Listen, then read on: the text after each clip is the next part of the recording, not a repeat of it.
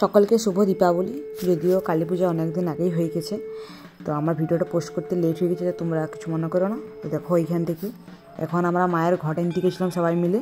তো সেটাই গ্রামের সবাই আমরা মায়ের ঘরটা প্রত্যেকবার কিন্তু যাই নিয়ে আসি। বেশ মজা করতে করতে তোমরা সেটা দেখতে পাবে। দেখো কিন্তু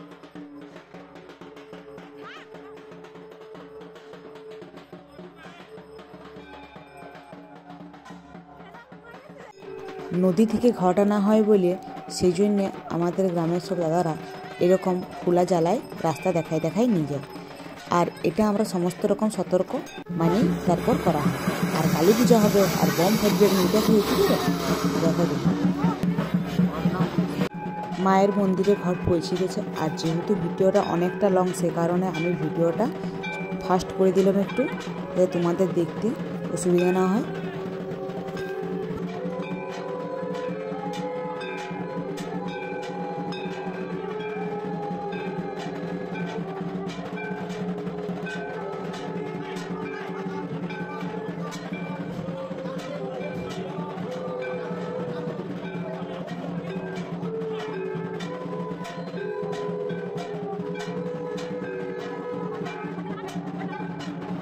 সবাইকে শুভ কালী পূজা, শুভ দীপাবলি।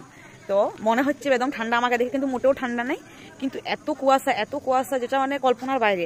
তোমাদেরকে আমি দেখাচ্ছি, ঠিক আছে? তো অন্ধকার অন্ধকার দেখাচ্ছে না, এটা পুরো কুয়াশা। এই দেখো একটা সেই ধোঁয়া ধোঁয়া টাইপের, ক্যামেরাতে কতটা আসছে আমি জানি না, কিন্তু এটা পুরো কুয়াশা। তাহলে তোমরাই বলো, এরকম কুয়াশায় কি শুধু শুধু ঘোরা যায়? এখানে আমাদের কালী পূজা হচ্ছে, চা খাওয়া হচ্ছে আর কালী পূজা দেখা হচ্ছে। দেখো এত কুয়াশায় এত এত সবাই বসে আছে। আমাদের এখানে মায়ের পূজা চলছে, আমরা এখানে বসে আছি।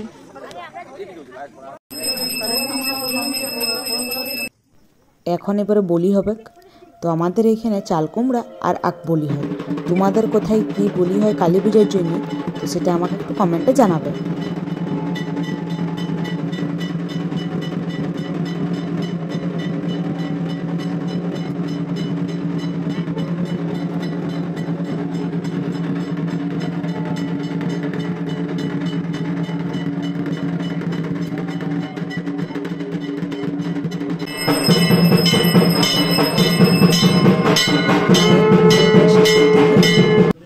এইখানে মায়ের ভোগ খাচ্ছি, তখন বাজে ভোর 4:30। তো এই প্রসাদটার একটা আলাদাই মহিমা। এখন আমি প্রত্যেক বছর খাওয়ার চেষ্টা করি রাত জেগে। শীতকাল বলে মনে হচ্ছে না যে চারদিক অন্ধকার, গ্রীষ্মকাল হলে আশা করি তখন সকালে তো এখনো পুরো কুয়াশা, চারিদিকে কুয়াশা। তো আমরা ঠাকুরের ভোগ খাচ্ছিলাম, আমি আর আমার সঙ্গে একজন আছে, দুজনে মিলে আমরা যাচ্ছি এখন। তো 5টা তো বাজলো, শুতে জানি না কখন উঠবো। তো উঠে পর আমি এই ভিডিওটা পোস্ট করে দেবো। তো চলো, কুয়াশা আর কুয়াশা দেখা। বাজবো আমি এই ঘর ঢুকলাম, দেখো এখানে সময়টা, কিন্তু এখনো কিন্তু দেখো সকাল হয়নি। বুঝলে ওইখানে আমাদের পূজাটা হচ্ছে, ওই যে যেখানে লাইটটা যে বাইরে দেখাচ্ছে, তো ওইখানে আমাদের পূজা হচ্ছে। তো কালকে হচ্ছে আমাদের খিচুড়ি খাওয়ানো।